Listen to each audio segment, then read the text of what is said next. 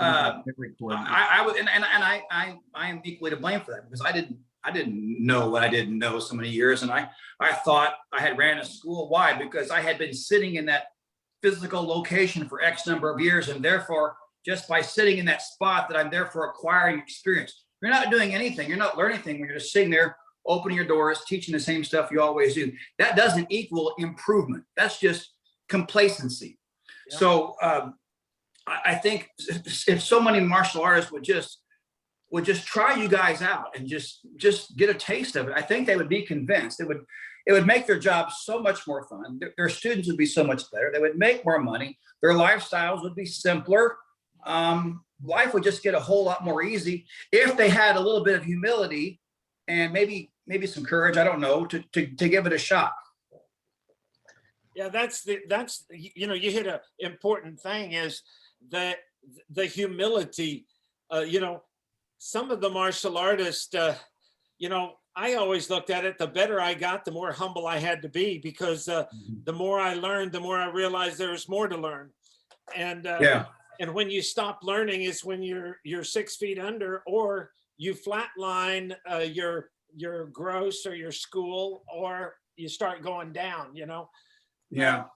You know, you got to constantly be learning, but that's why Master Oliver and I started this whole thing, was really to change our martial artist image in the communities, you know, to make it a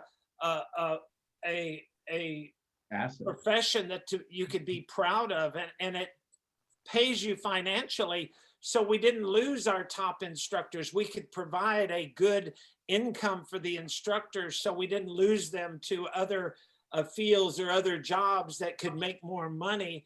So we can provide better instructors, have a better facility, you know, have better equipment.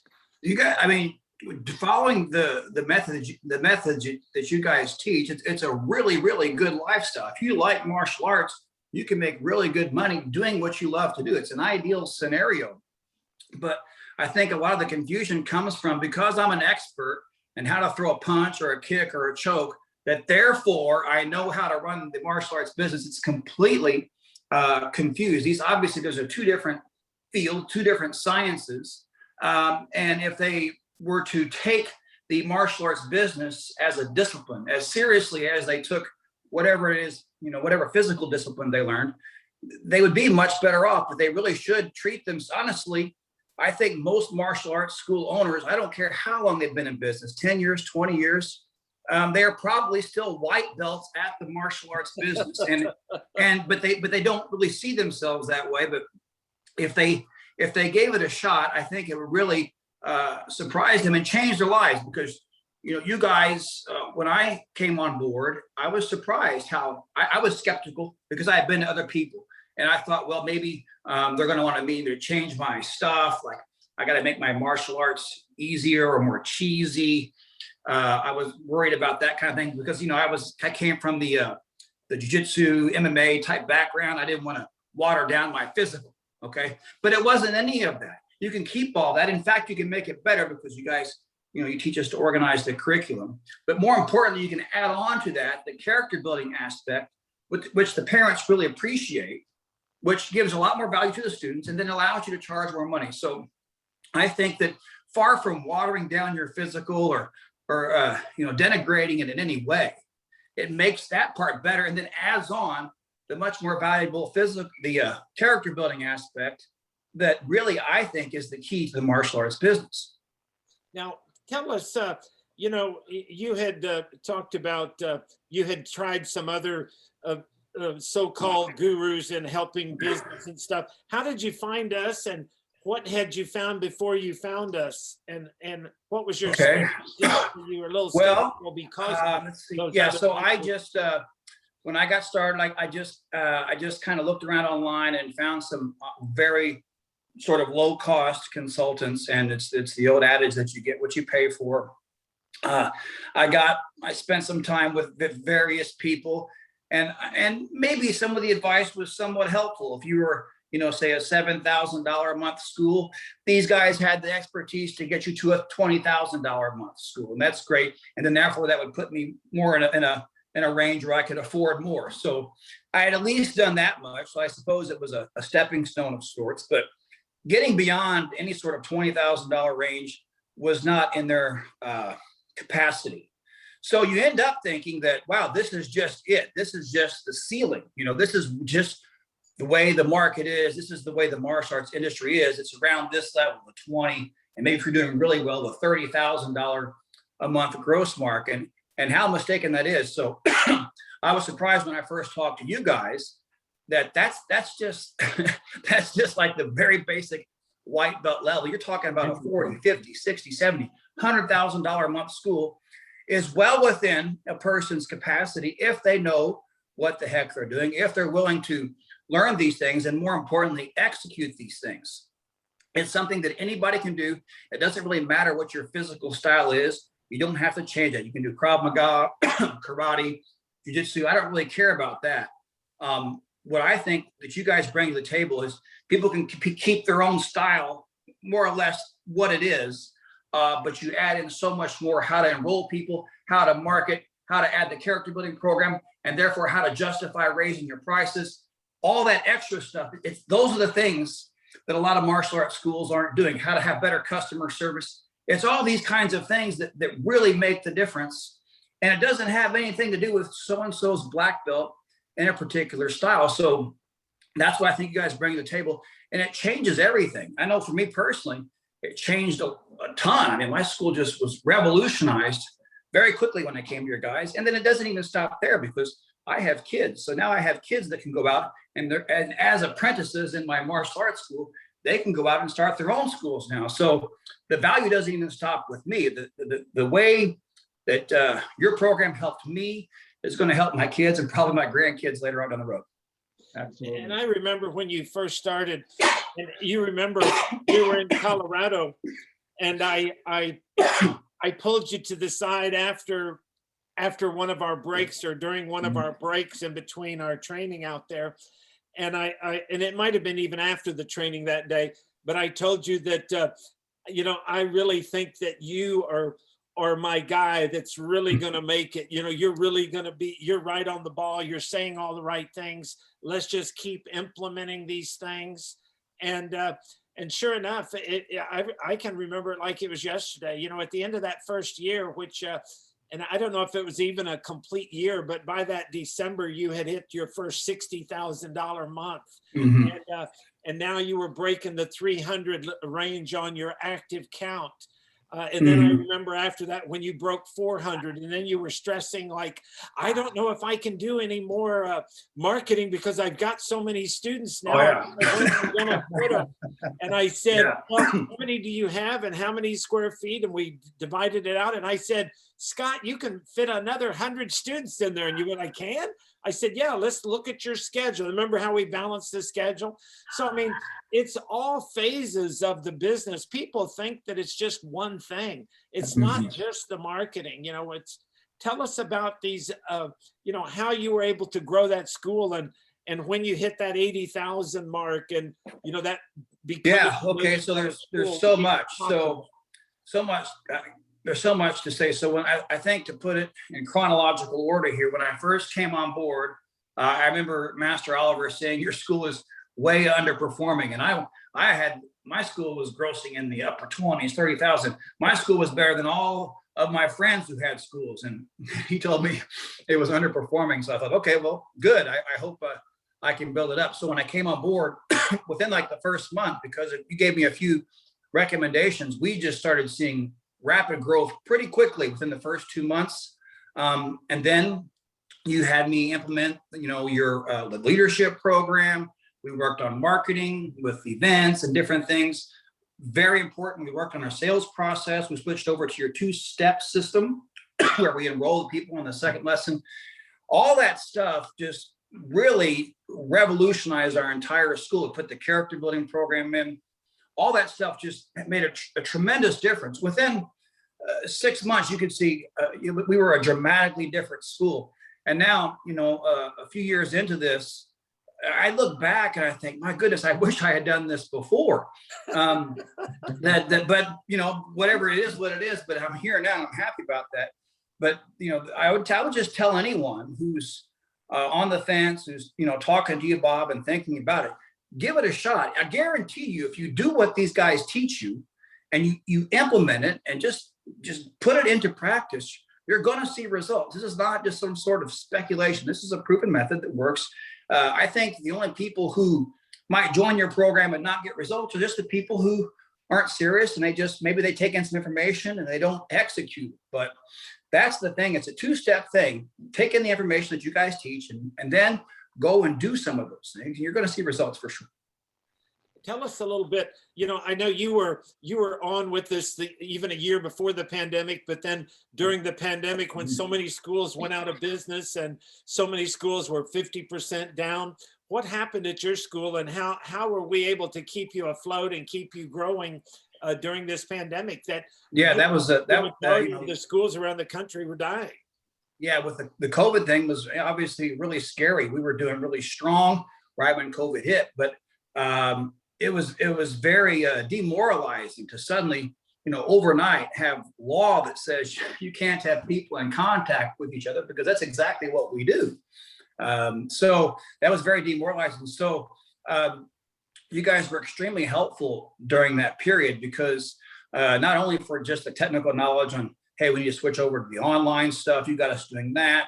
You got us switching over to a lot of the health protocols, this sort of thing, the marketing on Facebook, all those sort of technical details were super important. But I think the greatest value that you guys gave me through that whole horrible process, those first few months of COVID, was moral support. Just having a team of experts that you could talk to on a very frequent basis was really a big boost in enthusiasm and morale. So I don't think that's to be underestimated either, because a lot of martial arts teachers, I think, probably get just beat up by the day-to-day business, and having a team of experts that you can go talk to, ask questions, give you some sort of entrepreneurial confidence is priceless.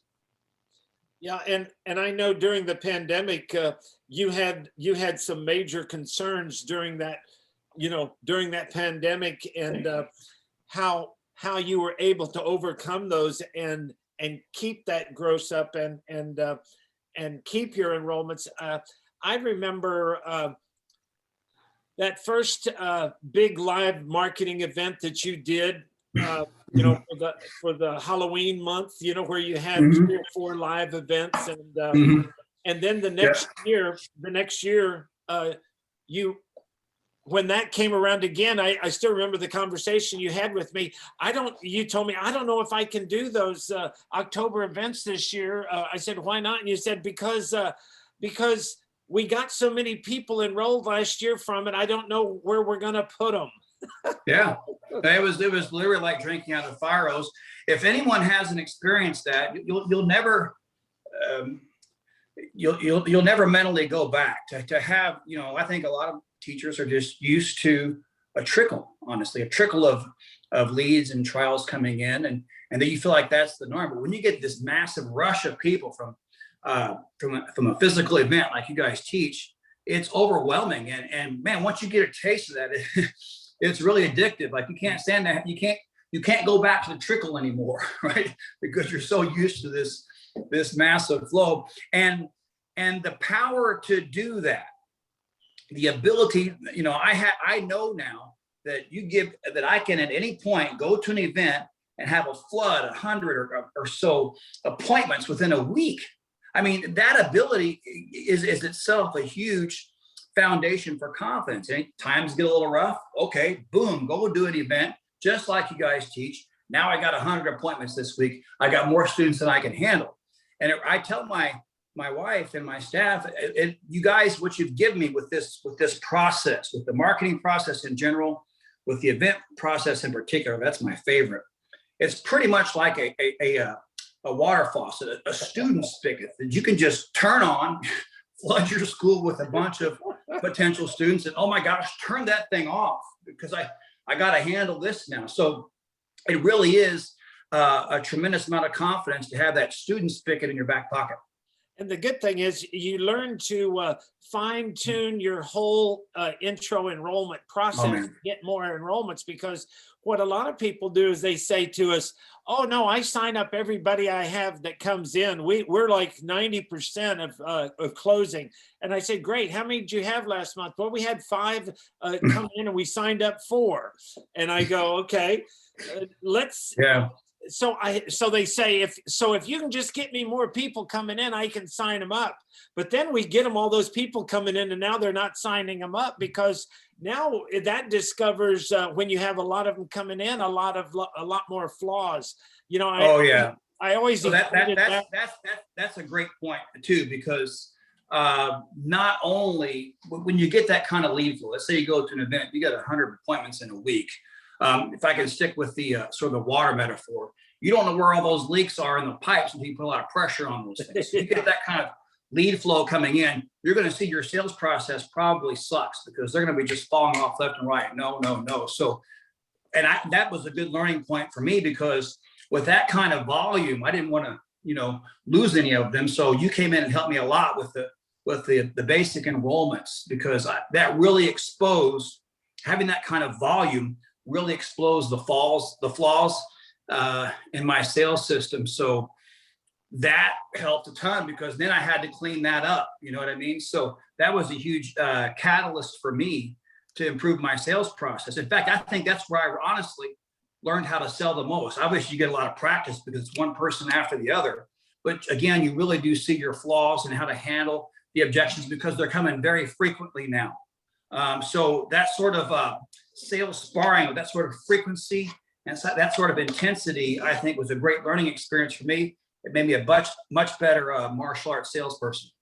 And I still remember when you did one of your first live events and you had so many people coming in, and then you were getting nervous that these people weren't qualified, because you said, I had 10 of them come in and none of them signed up. Yeah. And I said, well, we got to look at your enrollment process. What you're saying, what you're teaching. And you went, oh, no. Before that, I was getting, everybody was signing up, but again, it was that smaller number, right? So that was when I happened to be coming to your school that next week. And so I said, go ahead and schedule, 7 or 8 of them for that Friday. And you did. You scheduled up all these, enrollment conferences right there. And then we started knocking them off one after the other. That was great. Almost on every one of them, you ran into a little bit of a problem, and then you would kind of like look at me, and then I would kind of take it from there. And then you just started duplicating what I was saying. I mean, it was just like having a coach right in your corner. You know what I mean? And hey, this person's giving me trouble. What should I do? It was a great learning experience that I don't think you could do unless you had the frequency. This person comes in with a certain kind of personality, and then right behind them, another person comes in with a different kind of personality. Here I am trying to engage this with my maybe yellow belt level sales abilities, but then you're there to sort of, hey, do this, do that. It was a tremendous learning experience, and very valuable, because once you get that down, now you've got your marketing down, you got your basic enrollments down. Man, that's the foundation for the school right there. And it was after that you were off and running, because I remember out of those 7 or 8, we ended up getting about 9 enrollments, because we even had parents to them and other siblings, So let me just say this, because I thought I was pretty good. Honestly, I was terrible. And I didn't know how bad I was until I had all these leads coming in, you standing there. And then I was amazed at your salesmanship jujitsu, the way you could just flip these people, how they would just throw up objections, and they were sometimes a little hostile at times, sometimes not. It didn't matter, because you could just kind of absorb their energy, flip them over to membership. I was blown away, and I really felt embarrassed, honestly, how bad I was. But then again, that goes back to what I was saying. You've been doing this thing, whatever it is, for X number of years, thinking that mere time doing it equals improvement. It's not always true. It's not always true, because you can be doing the same thing over and over. You're not getting any better. You're just doing it longer. So it's the coaching that's critical. Just because you're doing something for a time doesn't mean you're getting better. So you got to have good coaching too. And then you can go pretty rapidly when that happens, like in this case, right? Yeah, I think and we recorded all those, and you were studying them, and then the next thing I know, you had your 9 out of 10 or 9 out Yeah. of 10. You were then on a roll. And so what? So now to kind of fast forward back in the future, into the future now, from that was what, a couple of years ago. I just, when it comes to sales in the office, I'm not nearly as good as you, but I am completely relaxed. It's just, it's very smooth. It's very conversational. I know what to do. When they do this move, I have my counter in place. You know, when you know what to do, the sales process is very, there's no tension. You know, I mean, it's not confrontational. It's not salesy. That's another thing I should bring up, is that your system of selling martial arts memberships is not salesy. It's not hypey. It's not cheesy.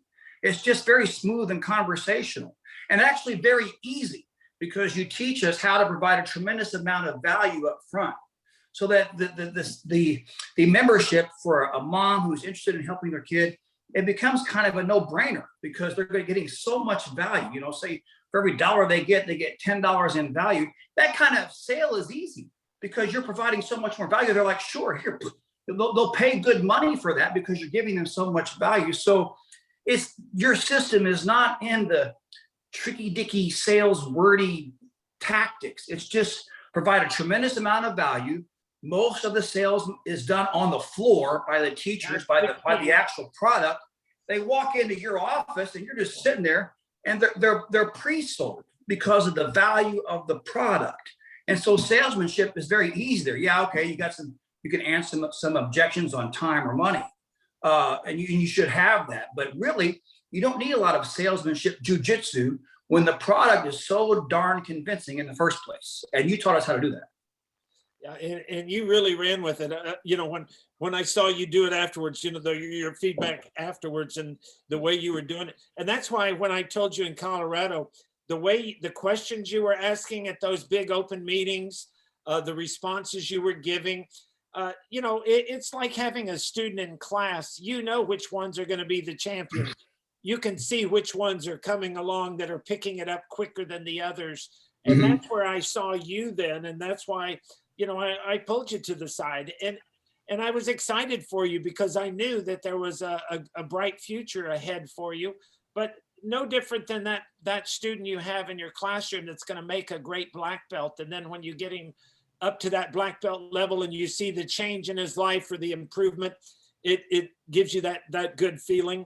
So, you know, that's the way we feel about, you know, you and our other guys that have become our $1 million schools. Well, I've told you guys many times. I've told Master Oliver, and I've told you many times that I am forever grateful for your program. It's dramatically changed my life, obviously in terms of income, but also I would stress some more of the intangibles. I have a lot of freedom of time. I have a lot of peace of mind because my business runs great.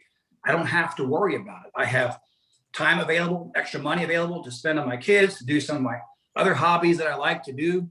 So it's an enhancement to one's whole lifestyle. It just makes life simpler, easier, and, you know, having more money is obviously nice too. So, but I am always going to be grateful to you guys for that. You know, I would probably, the last thing I would say to you is I can still remember, you know, because you've had issues as we've gone, you know, had a trouble with this or a trouble with that, you know, like the too much traffic coming in and not enough space, and, you know, whatever the little issues you had.